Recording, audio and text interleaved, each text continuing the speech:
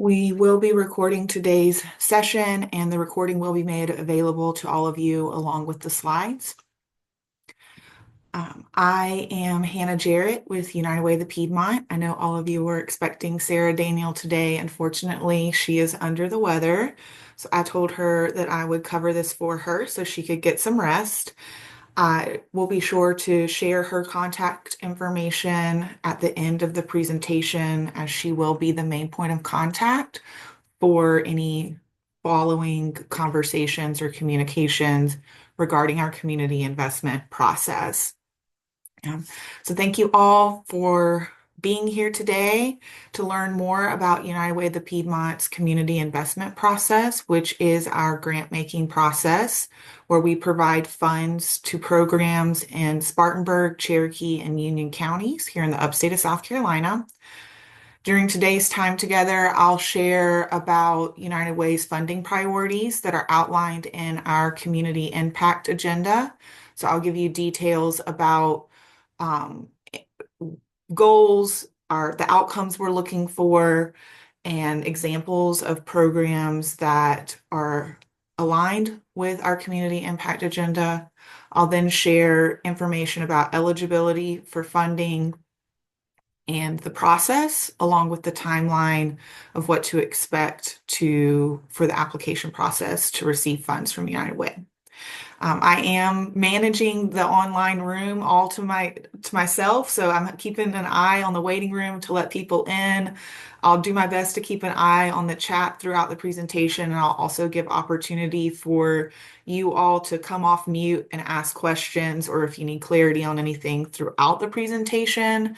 But I might need y'all to help me make sure that nothing falls through the cracks as we go through today.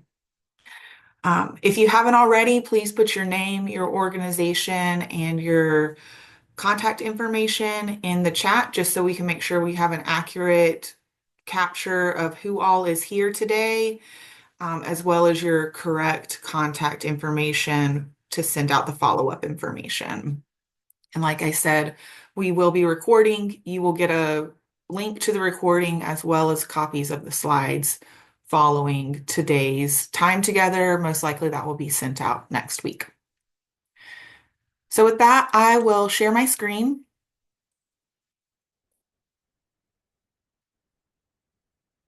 All right, everyone should be seeing my screen. Can I get a thumbs up that y'all can see my screen?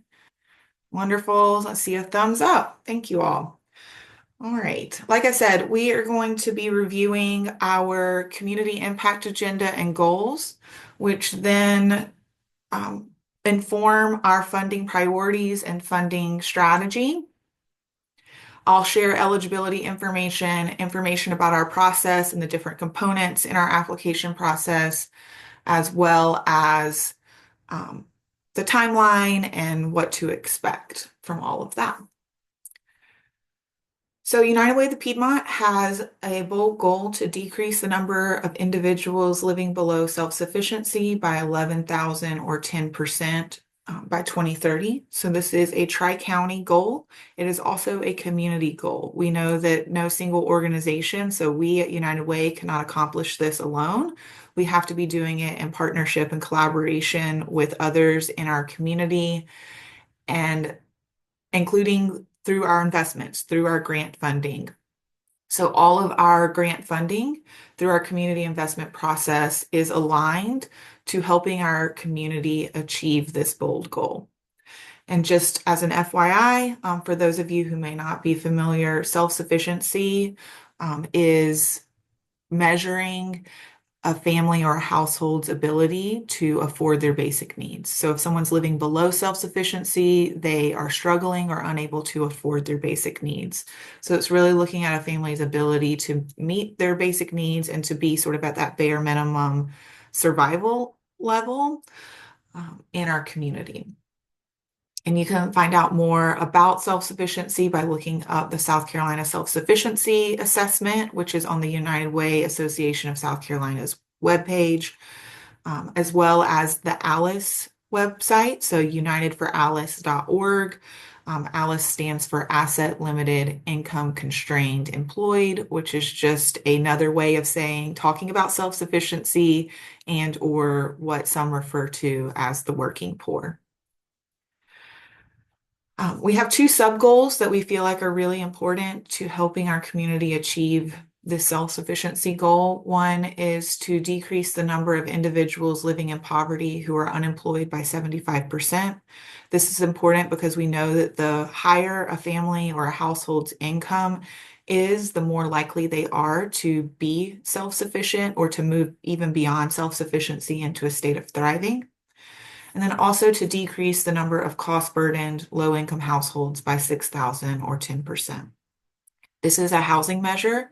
Cost-burdened refers to spending more than 30% of your income on housing costs.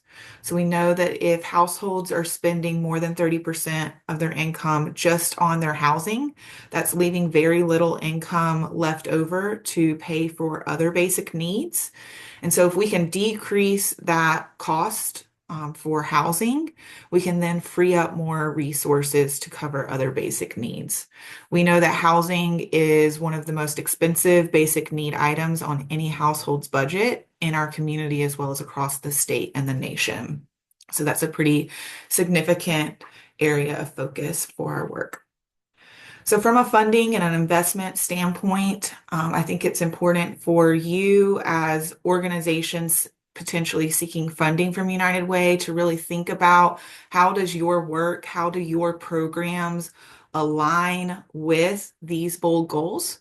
How does the work that you're doing help our community achieve these bold goals? And the more that you can frame your work within the context of these goals, the more aligned you will be and the more competitive you will be in our process. As I go through the presentation, I'm going to try to throw in some tips and tricks and advice along the way.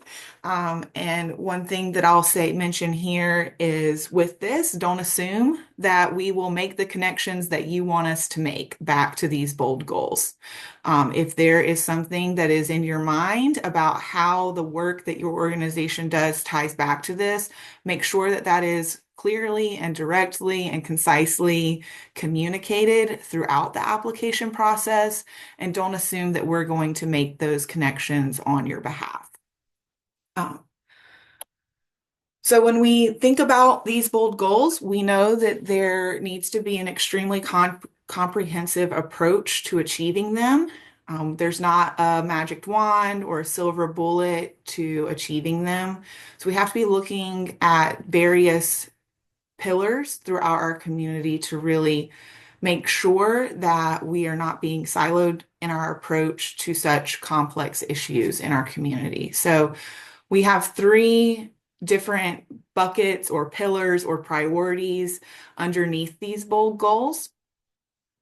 Economic mobility, which also includes basic needs, health, which also includes safe environments, and then education. And I'm going to dive deeply into each of these three pillars in just a second, so I'm not going to spend much time here, but I just want to paint the overall picture for everyone about how while we do sort of separate these things into funding categories and funding priorities, we also really understand how interconnected they are. So if there is a child in our community who is living in an unstable housing situation, that is, of course, going to impact their ability to perform well in school and to meet their educational standards. And we also know that an adult in our community who is struggling with a chronic health condition or who is struggling to access quality health care is probably going to struggle to maintain employment at a self-sufficient level. So we understand that all of these are important to achieving our bold goals, and they are all very much interconnected and interwoven with each other. Before I dive into explaining more about each of those areas of education, economic mobility, and health, and our priorities, specific priorities within that, I wanted to share about results-based accountability. So results-based accountability is our framework that we use to measure the results of what we do as an organization, so as United Way. So we used the results-based accountability framework for everything that we do at United Way, not just our community investment. So whether it is an internal program that we operate, or the way in which we measure our partnerships in the community, the way in which we measure our grant making in the community, all of it ties back to the same RBA framework and measures so that we can get a really clear understanding of the impact that we're having in the community across the board and all the different types of work that we do. I say that to say that we are asking you to participate in our results-based accountability framework, but we are also participating in it alongside you. What we are asking you to measure and report on and holding you accountable to is also what we hold ourselves accountable to here at United Way. So the results-based accountability framework measures how much did we do, how well did we do it, and is anyone better off? So this is a different way of framing and talking about what you might put in other grant applications around outputs and outcomes.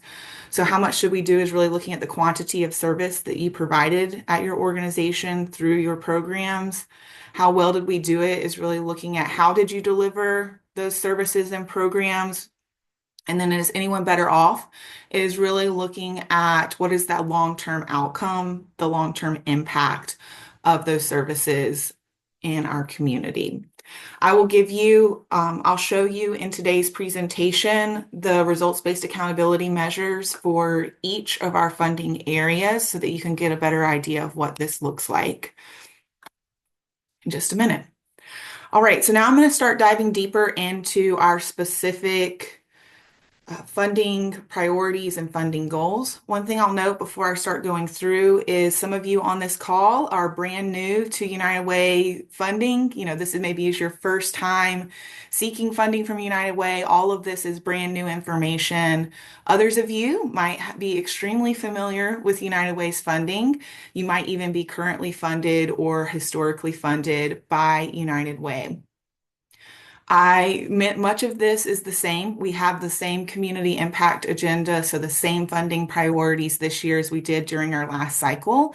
However, there are a few areas that are new or updated since the last funding cycle. So even if you have been funded before, even if you are currently funded, there might be some new information in here. So I really encourage you to make sure that you're paying attention. I will try to elevate and highlight any changes for those of you who are somewhat familiar with our process. So basic needs is one of our funding priorities. Basic needs includes housing, food, utilities, childcare, and transportation. So if you have a program within your organization that provides these basic needs services to households in our community, that would be eligible for funding under this basic needs funding category. We know that a strong safety net in our community is really important to setting that foundation for other areas. So if we can make sure that people have food, it's going to be foundational and critical to the educational outcomes that we want to see, to the health outcomes and the economic mobility outcomes. So this is extremely critical and foundational across all of our funding categories, and is really there to help stabilize families in moments of crisis. Now, basic needs is the area where I would say there's the most significant change from our last open application process to now. So if this is an area where you are currently funded or historically funded, please make sure that you're paying attention because I'm going to share some pretty significant changes to how we are funding basic needs programs. So our goal under basic needs is individuals and families in our community can meet their basic needs and build toward self-sufficiency. We're looking for programs that are providing that rent, utility, mortgage, food, transportation, etc. services to the community, but making sure that they're also helping families connect to longer term programs and services that might help them avoid that crisis in the future. The basic needs funding application process will look different than the other funding categories. So what I'm about to share now is only relevant to programs that you're applying for that align with basic needs. So we fund basic needs programs, or we will fund basic needs programs this year based on a funding formula. That formula is extremely data driven, and I'll give you, this is what that will look like. So this is the application for basic needs. There will be an application for rent mortgage, an application for utilities, an application for transportation, and an application for food. You will provide us with these data points in your application. You will not have the 15 plus narrative questions that the application for the other funding categories will have. It will be an extremely data-driven process. It is not, we believe it's not fair to, you know, make you frame your basic needs work within a long-term impact or transformational impact way when that's not the intent of those services and programs. The intent of the services and program is to uh, address crisis by stabilizing families in the short term so that they can then be at a place where they can focus on that longer term transformational work. So we will take all the data that is provided through the basic needs application, put it into a formula that will then score the application, and then funding will be distributed based on how you score. So a higher score would mean that you would get a higher proportion of the basic needs funding, and a lower score would mean that you would get a lower proportion of basic needs funding. If you are planning to apply in this category, we will be sure to send you instructions for everything so that if you've done it before and this is all brand new, or if you've never done this before, we'll make sure to send out instructions for how this will work so that everyone is clear on the changes. Does anybody have any questions for me regarding basic needs funding, and the formula process?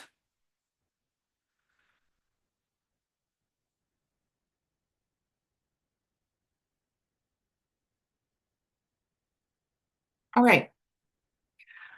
So now we're going to move into economic mobility. So economic mobility is a pretty broad funding category that really looks at how can we make sure that households and individuals in our community have the supports and the skills that they need in order to increase economic mobility or the likelihood of economic mobility so that they can move from a state of survival to thriving.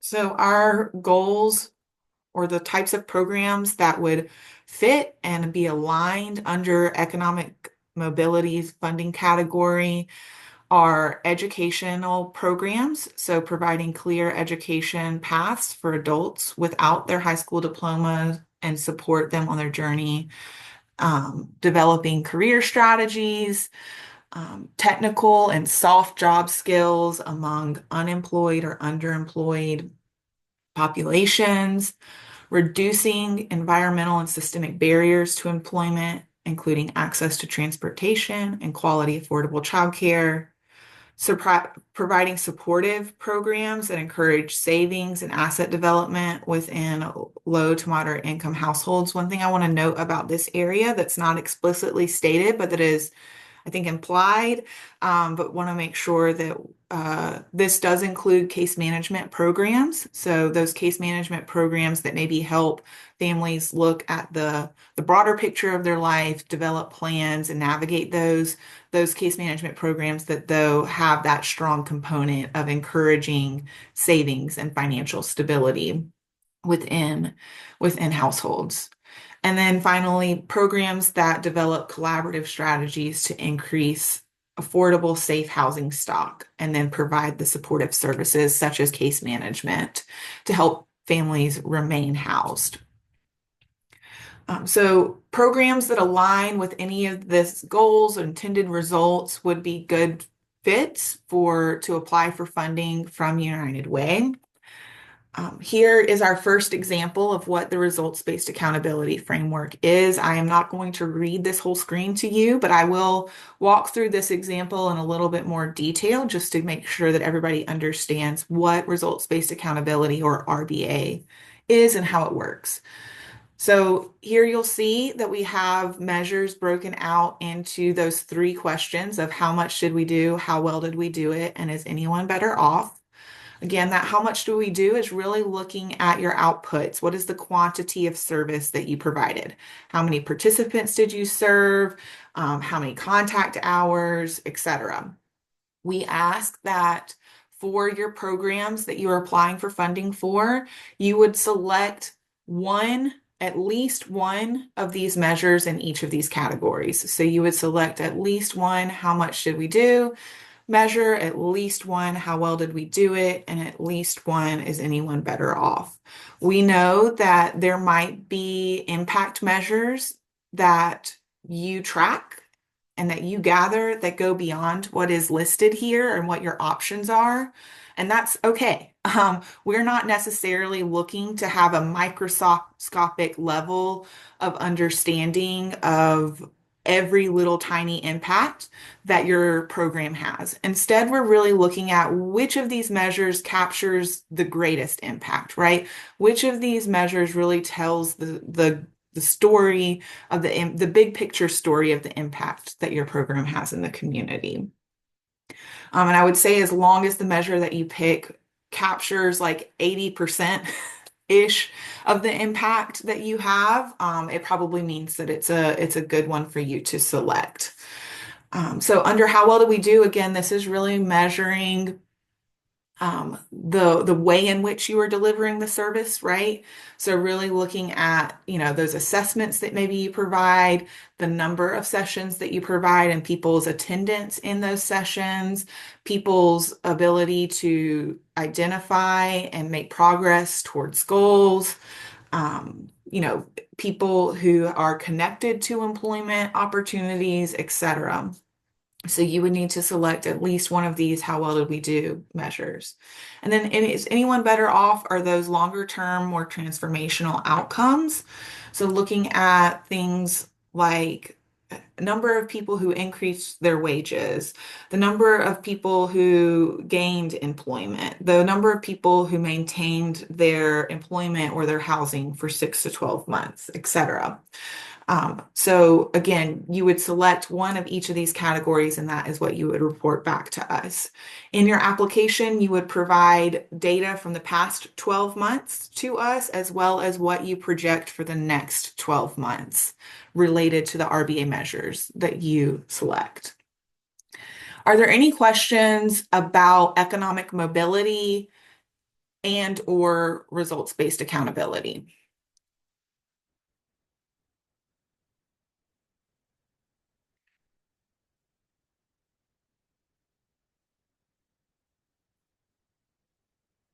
I am pulling up the chat just to make sure that there's no, I don't see any questions in the chat. All right, we will continue on. Education. So in our education work, we're really looking at programs who operate across that cradle to career spectrum. We do have some specific areas within that cradle to career spectrum that we prioritize. So early quality childhood, so birth through age 5, interventions that have a very strong parent engagement component. So having throughout our community impact agenda, we do really emphasize and prioritize a two-generational approach. So not just serving the children in the household, but also the caregivers in the home. We know that, again, that holistic, comprehensive approach is really, really important. Under education, we also prioritize programs that have our after-school activities or summer climb programs with a strong literacy component for children grades K through 5. We know the importance of reading and literacy in a child's ability to perform well in all of their education to come. So those summer programs and after-school programs that have a strong literacy component are critical to us achieving our goals. And then out of school time efforts focus primarily on middle and high school age children. Oftentimes, when we think about after school programs or summer programs, we think about elementary school children, and middle school and high school students are often forgotten in that space, but we know that it is critically important or equally important to make sure that we have those out of school time services for that age range in order for them to remain on track for school. So programs that really focus on that middle and high school age group is important. Just a note here that if you operate an out of school time program in Spartanburg County, our funding is prioritized to those organizations or those partners who are part of Spartanburg Academic Movement's out of school time collaborative. If you don't know what that is or you are not part of that, I encourage you to reach out to Savannah Ray at Spartanburg Academic Movement. Again, that's Savannah Ray at Spartanburg Academic Movement to learn more about that and how you might be able to be involved. And then here is the education results-based accountability. I'm not going to read this to you, but I will maybe take this opportunity while you're glancing over this slide to share another little tip about our funding. So as I'm going through this and as you are thinking about the work of your organization and the programs that you operate and you're wondering where would it be best for me to apply under which category, one of the, I think, best ways for you to start to see how your programming aligns with United Way's investment process is to look at the results-based accountability and apply under the category where the results of your work, where the data that you track and measure most aligns with the RBA on the screen. So if you're looking at this education RBA and you're like, yes, we track and measure all of this for our programs, like this is the data that we have, then that means that most likely the education funding category is probably where you are most aligned and best fit. So that's a really good way for you to start to understand which category might be best for you to apply for. Because like I said before, we understand that all of these things are interconnected, right? And so looking at the RBA might be a really helpful way for you to understand where is the strongest alignment and where is the strongest fit for your programs. Any questions about education? And feel free to come off mute and to speak up. Nancy, if you're talking, I can't hear you.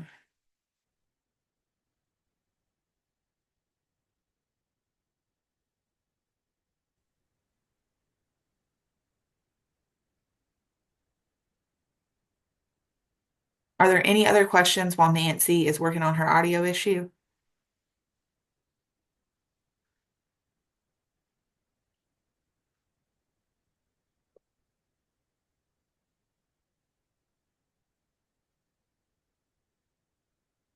Nancy, you're welcome to put your question in the chat and we can come back to it later. Great. All right, health. So in the area of health, we are really looking at access to healthcare specifically. So in this health space, we are really looking at healthcare from head to toe. So preventative and primary and specialty care, prenatal care, dental care, both preventative and restorative, behavioral health care, so that's going to be mental health services, and substance use disorder programs and treatment programs.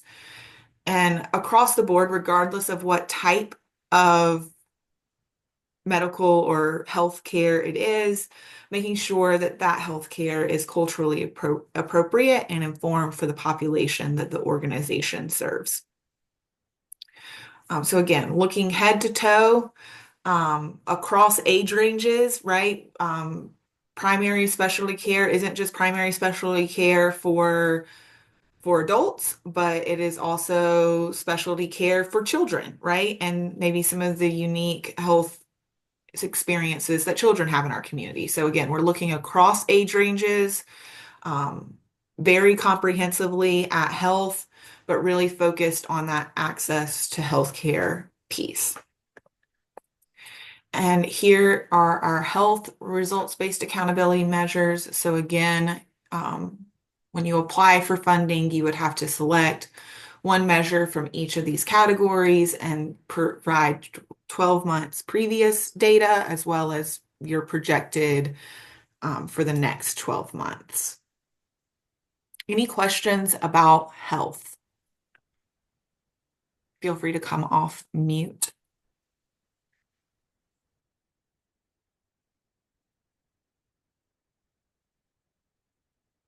All right, I'm not hearing any. All right, so we have one more funding category, and that is safe environments. So safe environments really looks at adverse childhood experiences. If you're not familiar with what ACEs are, I encourage you to do some research into that. We have a great local expert in Dr. Jennifer Parker, who is with Spartanburg Academic Movement.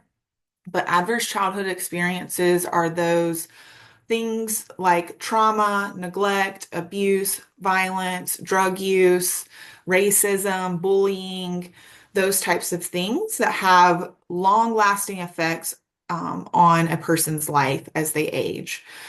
So our safe environments funding is really looking at how can we prevent instances of adverse childhood experiences from occurring in the first place. And if and when they do occur, how can we make sure that there are the proper programs, support, services, treatments in place so that those people who've experienced ACEs can heal from those experiences. So that healing and recovery piece. And then here is our safe environment results-based accountability. There is a little bit of overlap between health and safe environments. It is a subcategory of safe environments is a subcategory of health. You'll see things that maybe align a little bit with the behavioral health focus in health. Here, though, we're tying it back to those adverse childhood experiences, right? So that trauma, that violence, that abuse, neglect. So really looking at, for example, counseling and therapy programs that help with healing from childhood trauma, sexual assault, domestic violence, that type of thing is just some examples of what safe environments focuses on. It's a little bit more specific than the broader health focus.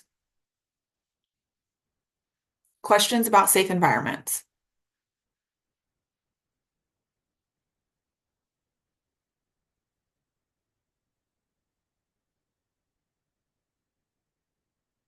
Okay. I think there's some questions in the chat, so I'm gonna view that really quick before Nancy, I see you said tips on showing academic progress in a summer program, please. Yes, I think that, we would be happy to talk individually based on your specific program, but I'll speak generally, and give maybe some broad examples here. So you could track that by showing, where a student ended the previous school year versus what maybe their first 9 weeks is after they return back to school. Because again, while the summer activity would only take place for, 3 or 4 months, we are looking at the full 12-month time frame. So you could do kind of like a pre and post measurement there. You could also, if that doesn't fully capture, you could also do kind of assessments throughout the summer program to measure the gain of knowledge throughout the summer. Because summer climb is not just looking at did the child maintain their academic performance and knowledge, but did they increase, right? Climb meaning like we don't just want to we just prevent loss, but we actually want students to gain knowledge in the summer. And so you could measure knowledge gained throughout the summer program. So hopefully that'll give like a couple of examples, but happy to talk about your specific program if that's helpful. in a one-on-one environment. Any other questions about our funding categories, our priorities, or RBA before I move into some of the more technical things around eligibility, timeline, application components, all of that? Yes, ma'am. Yes. I was wondering if we don't have access to the student records, how would we track that? Yeah, so if you don't have a partnership with like a school, you could have it, the student, the family, the parent could provide that information to you if you got that. Otherwise, I would say going the route of where you are doing assessments throughout your programming to measure knowledge gained um, as a result of the specific content that you're providing. Yeah, I know one year we did our own like our we had a certified teacher come in and she actually um evaluate the children and she did like the Lexile levels and we measured it Mhm. like Yeah. before and after. Is that okay? Yes, yes, you're welcome to use your own assessments Okay. for how you're measuring that. You just need to be able to measure it in whatever way makes the most sense for your program. Um, I see a question in the chat about Savannah's email address. I will have to pull that up. If somebody else has it and wants to drop it in the chat, please do. But I think it's like sray, so that's SRAY at learnwithsam.org. But I will confirm that, or if somebody else wants to drop it in there. But it's Savannah Ray at Spartanburg Academic Movement. I know her contact information is on their website. Other questions about funding priorities, RBA, anything like that?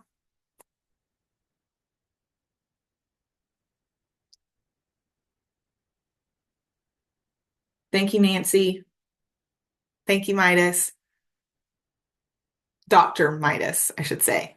Um, all right, so now I'm going to move into eligibility. So you must be a nonprofit in Spartanburg, Cherokee, or Union counties to apply for funding from United Way of the Piedmont. We do recommend that you have a 501c3 or nonprofit status for 1 or more years. That's going to make you more competitive in our process. We have a highly, highly, highly competitive process. We receive last open cycle over 150 applications for funding. So those organizations who have been established for 1 or more years are going to be more competitive in our process. We also ask for, 12 months of financial information, 12 months of impact history, all of that as part of our process. So it's important to have that establishment in our community. We also fund programs, not organizations. So that's a really important distinction in our work. So when you're thinking about your organization and the impact it has, it's really important to, in the context of our funding, think about the specific programs that you apply, that you provide.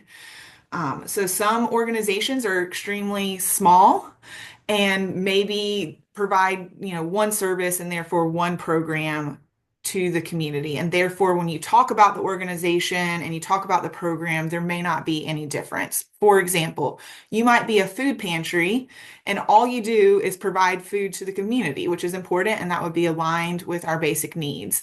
And so you might be sitting here thinking, well, what is the difference between a program and an organization? In that specific case, there's not that much different. It's just important that you talk about your work as a program in our process as opposed to the overall organization. So instead of saying, talking about your work as your food security program or your food pantry program, that type of thing.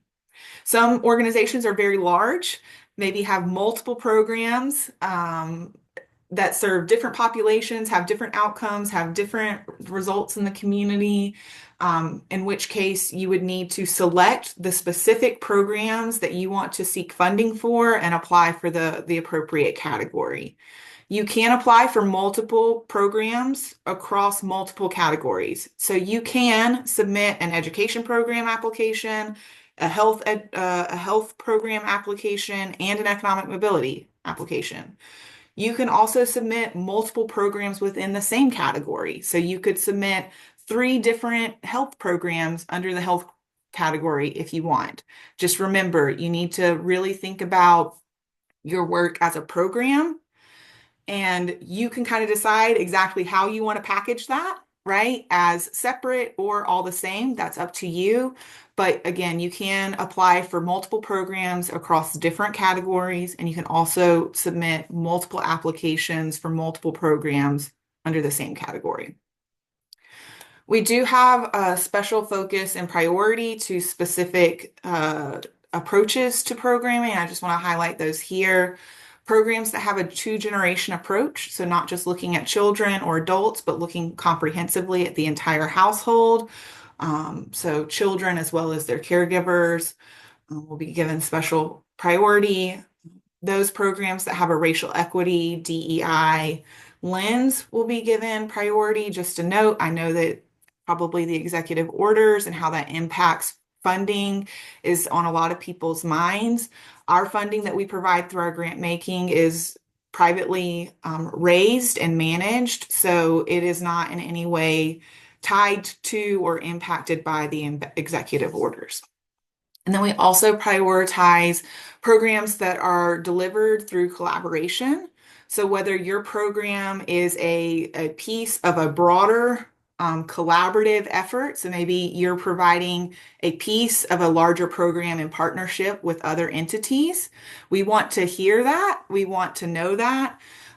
Or if your program is maybe there are multiple partners who come around the table to be able to provide that program through your organization. We want to hear about that. We believe that collaboration is sustainability, and it's an important factor in our funding process. I'll pause here to see if there's any questions about eligibility before I move into, kind of how the funds can be used.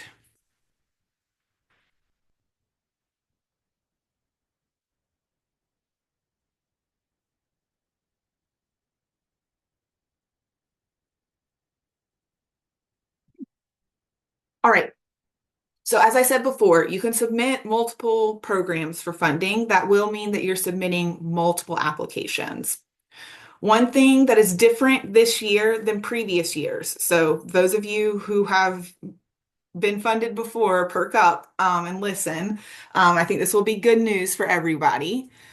Previously, you have had to submit multiple applications for each county. So if your program serves multiple counties, so let's say you serve Spartanburg, Cherokee, and Union counties, you have had to submit three separate applications for each of those counties, even though it's the same program.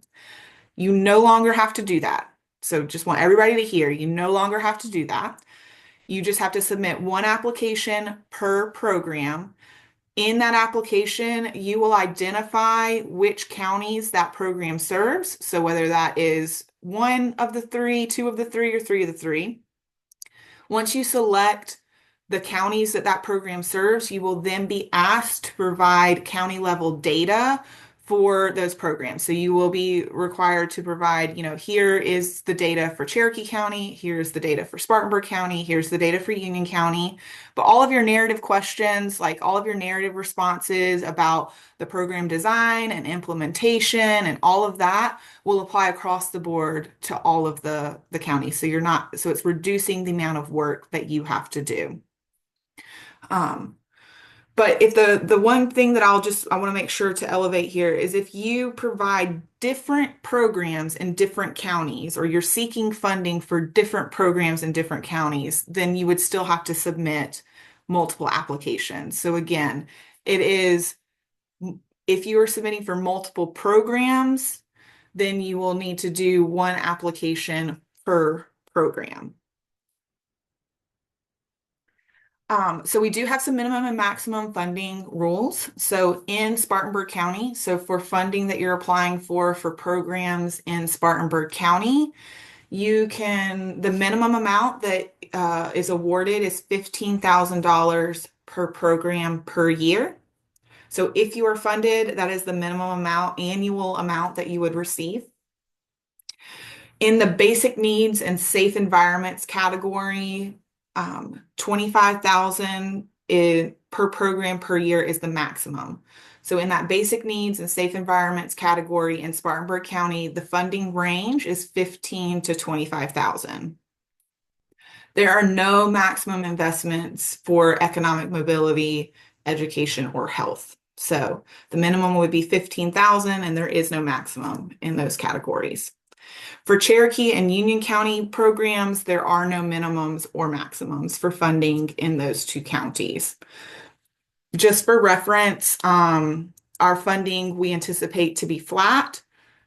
So we don't anticipate any significant increases or decreases in the total amount of funds that we have available through our investment process this year. One thing that I want to make sure to elevate is that funds can be used for any expenses related to operating the program. Again, we fund programs, not organizations. So funds can be used for anything, supplies, facilities, salaries for staff who are operating the program, anything that any expenses related to operating and delivering that program to the community, our funds can be used for that. Sometimes we get questions about, financial reporting. So we do not require that you submit a detailed line item budget to us that then we are going to ask you to submit financial documentation to in a report. We understand that the needs of your organization change. And just because you said in July of 2025 that this is what you needed, doesn't mean that a year from then or 2 years from then, that's still going to be the case. We know that the needs of organizations evolve.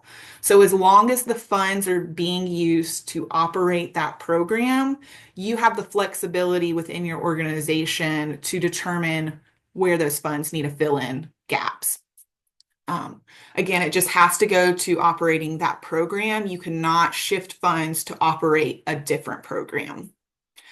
Any questions about this information? And I saw some things in the chat, so let me check that.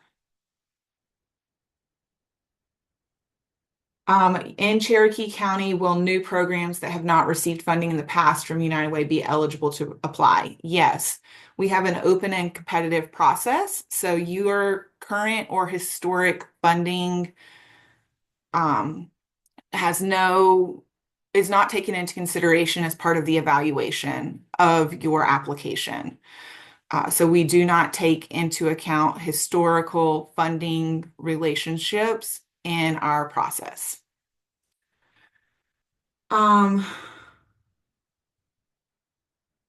So I see a question is if we provide a program in all three counties and are looking at safe environments, is the maximum still 25,000 or would it change since we also serve Union and Cherokee counties with the one program? That's a great question. And the answer is yes, just the Spartanburg County award would be a maximum of 25. You could receive additional dollars for Union and Cherokee. If you have never been funded in Union or Cherokee, I think it's important to note that the amount of funds that we have in those two counties is significantly less than the funds we have in Spartanburg County. The way that that works is dollars that are raised in each county stay in each county.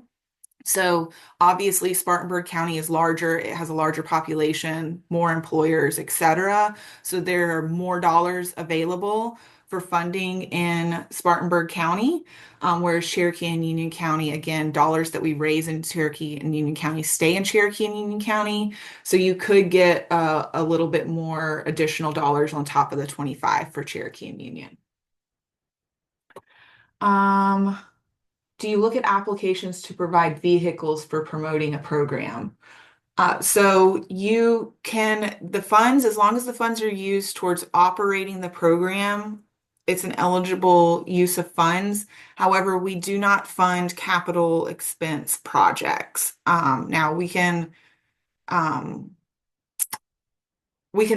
don't know specifically, James, like what you're referring to here, but we can talk about that with you to make to make sure that it's not a capital expense, and it might just be the way in which you frame the request. So we can chat about that afterwards on a one-on-one conversation. Other questions about this?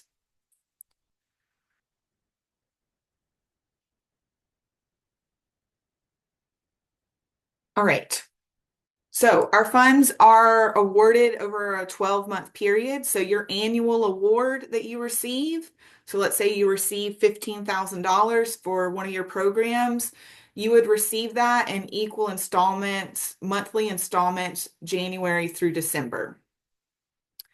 So we would just divide your annual award by 12, and you would receive that payment each month over the course of the year.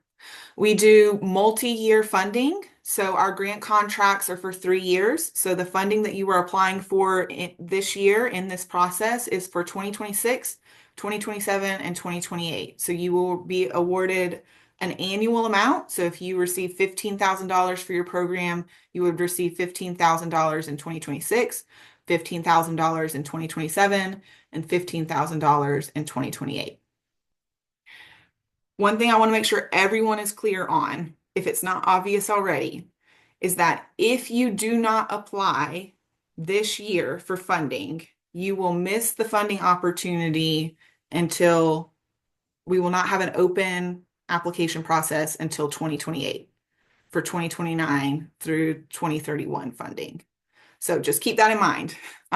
We only do this every 3 years. So this year is the application that we will have open that will determine our funding for the next 3 years. We do require an annual progress report where you will report on your RBA measures and answer a few narrative questions. That is all done through our grant portal. And also during your 3-year funding period, we will conduct at least one site visit. For those of you who are currently funded, you might have suddenly had panic strike through your body going like, oh my goodness, I didn't fill out my annual report for 2024. You haven't missed anything. We are, because of the hurricane, typically that is when we send out progress reports, was when the Hurricane Helene hit our community. And so we decided to delay that progress report just to give people the time that they needed to focus on that disaster.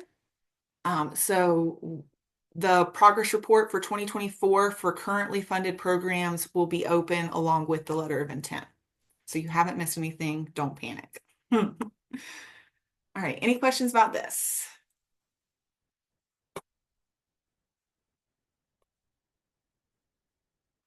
If you are funding a summer program, is the funding still given in monthly installments over the whole year? Yes.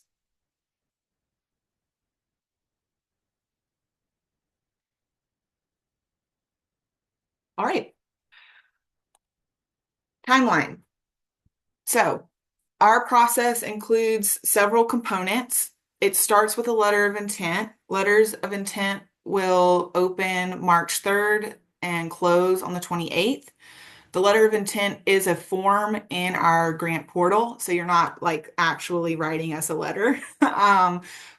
But it is a form where I'll show you all the components that are included in the letter of intent. It's a form in our grant portal where you will upload some documents, you will provide some information about your organization and the programs that you're applying for. After those are submitted, again, the deadline will be March 28th for letters of intent. If you do not submit a letter of intent, then you will not be considered for funding. In April, staff will review the letters of intent.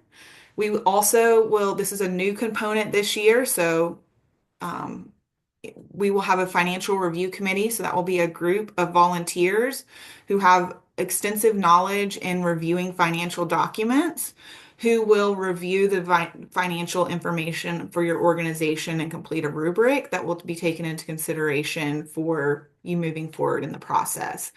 So they will be looking at your 990s and your audits or financial statements that you provide to us. And we will take that review into consideration in terms of moving you forward in the process. In May, we will notify agencies about your status and whether or not you're invited to continue on. Again, this is an extremely, extremely competitive process. Um, and we don't want to waste anybody's time. We don't want to waste your time as agencies. We don't want to waste our volunteers' time who are reviewing the applications. So we score your letters of intent and your financial documents, and from that we then invite you to continue on into the application process. Um, so not everyone or not all programs will be invited to move forward.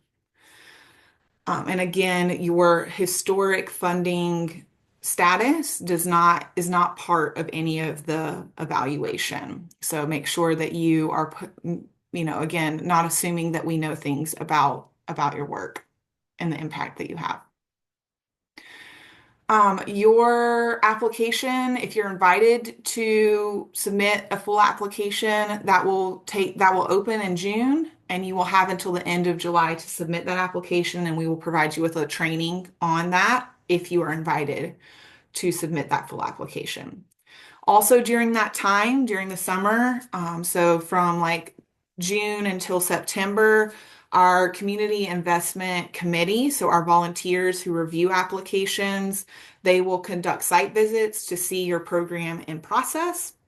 And then September through November, we will have Q&As with the community investment committee. So this would be time for you to sit in front of that volunteer committee and to answer questions that they might have about your programs and your application. We have all of these steps in our process so that we can be as fair as possible to our partners. We know that some of you have like professional grant writers on your team, and so your written application is going to be beautiful, right? We know that other organizations are maybe much smaller, don't have that professional grant writing experience on their staff, and so they might not have as well written of a grant application, and that's why the site visit and the Q&A are part of our process to make sure that you have every opportunity available to really show the impact of your program in the community. So, you will be scored on each of the elements. Again, your LOI will be scored, your financials will be scored, your site visit will be scored, your application will be scored. And it won't be until after the Q&A that everybody finalizes their scores, and then from that make funding recommendations to the board. One thing I want to note about our process is that after the LOI review, staff at United Way is no longer a decision maker in our process. So once you are invited to submit a full application, staff will continue to be involved in the process, but more from a coordination standpoint. From there, the Community Investment Committee is the entity that makes decisions and recommendations to our board about the funding awards. Our board will approve funding decisions in December of 2025, and then if you are awarded, you will receive your contract at that time, and the first payout on your award will be in January of 2026. Questions about the timeline or the different components of the process?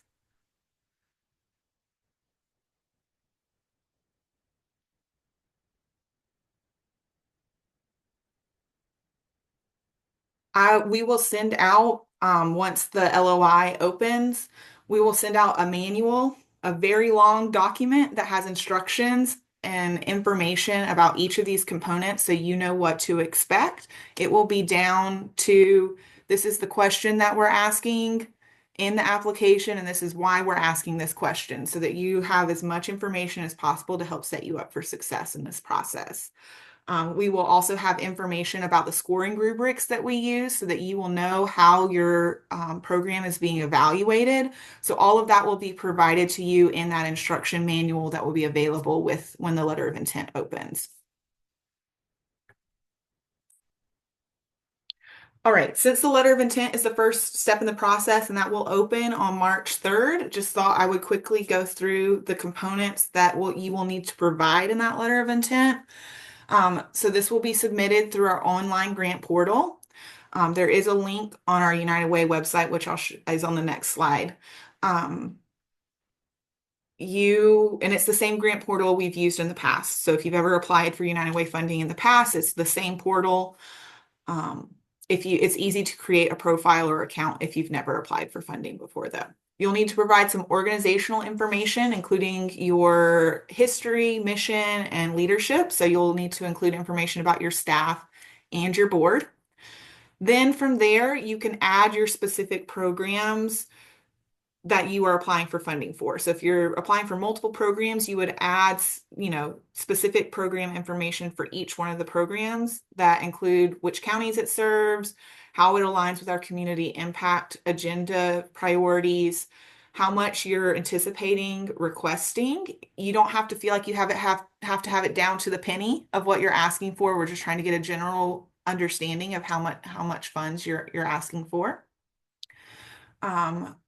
You'll then provide a brief overview of the mission and objectives of the program. Again, I want to emphasize here, do not assume that we know anything about your program, and do not assume that we're going to make the connections that you want us to make.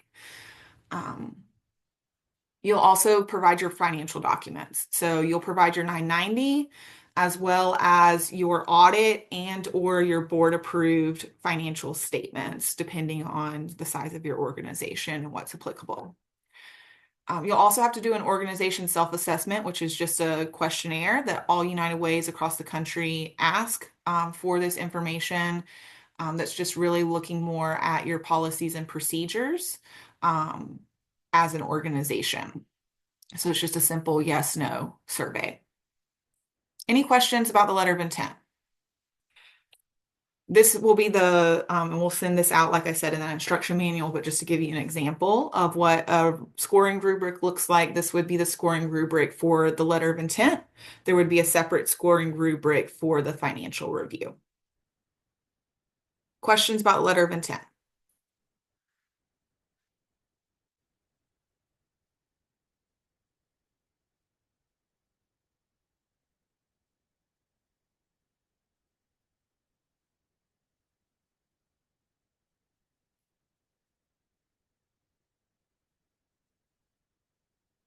All right.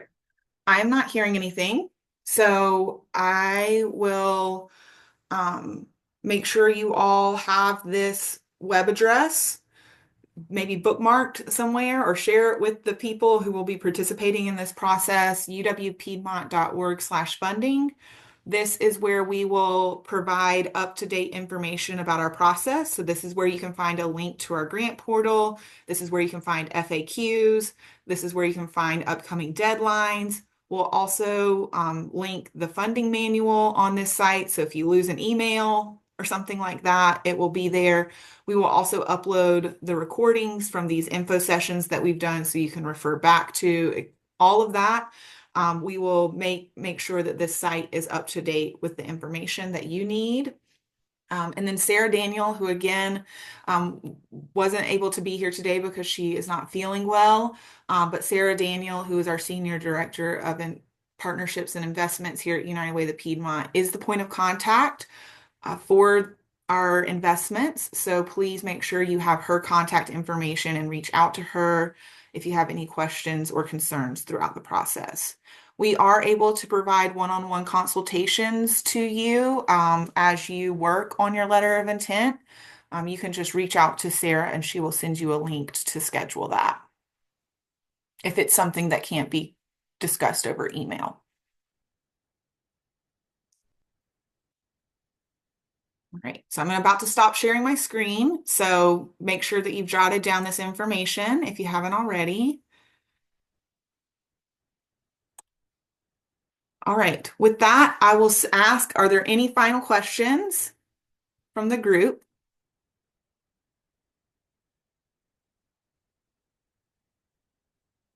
Okay, I'm not hearing or seeing any. So you're welcome. That concludes today's info session. That's all the presentation we have. Sarah will send out the recording and the slides. And then of course we'll send out notification once that letter of intent portal opens along with that instruction manual. I'll hang out for a few more minutes in case you have more individualized questions that aren't necessarily for the good of the group that you want to go over now. But otherwise, thank you all for being here. We are adjourned. Thank you. Bye, everyone. And again, I'm going to hang out for a few minutes if you have any individual questions that you want to ask.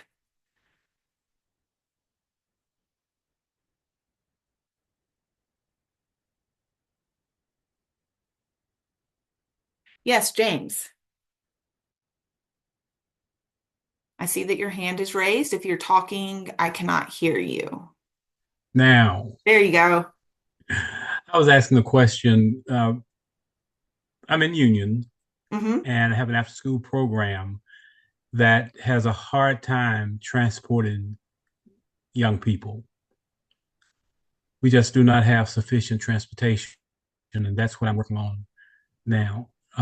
Is there a special application? Is there something special that I need to do, or just follow So the process through as yeah, so I normal? guess I have a clarifying question for you, James. Is it providing transportation opportunities for the people that you serve, or is it, like buying a van for your organization that you can then transport people with? Buying a van for the people for the young people that I serve. Yes. Yeah. So that would generally be considered a capital expense, Uh-huh. in terms of the initial purchase of the vehicle, which is not an eligible use of United Waste Fund. However, if you were able to purchase the vehicle through another funding source, United Way funds could be used towards the ongoing operations Mhm. of that, whether that's paying the salary for the bus driver, the ongoing like maintenance, that type of thing, but not the initial purchase of the vehicle itself. Okay. All right. Yeah. Well, thank you very much. Yeah, no problem, James. Sandy, Jerry, Tammy, Tamina, did y'all have any questions for me? If you're talking, I can't hear you. No, I was just hanging around to see if Tammy was going to ask you a question. So I Okay. knew what she was asking, but I don't. I was just hanging around to see what everybody else asked in case that made Yeah, me think of a question. I totally get that. I totally. What about you, Jerry? Hey, Hannah. I don't know, maybe you answered this and I missed it, but the rubric that's going to be used to determine that eligibility or that moving on process, will we have access to that so we kind of know how to build that letter of intent so that we make sure we cover those items? Yes. So in the instruction manual that we will send out, we will have all of the rubrics that we use for each Okay. of the components that are part of our process. So you will have that letter of intent rubric in before you submit your application. And then we Okay. will send you in our feedback, whether you're invited to move forward or not, we will provide you with like how you scored in the rubric Okay. as part of our follow-up with you. Okay. All right. Thank you. Yeah. All right. Tammy, did you have anything else? No, ma'am, sure All didn't. right. Thank you. Great. Well, y'all have a wonderful day. You too.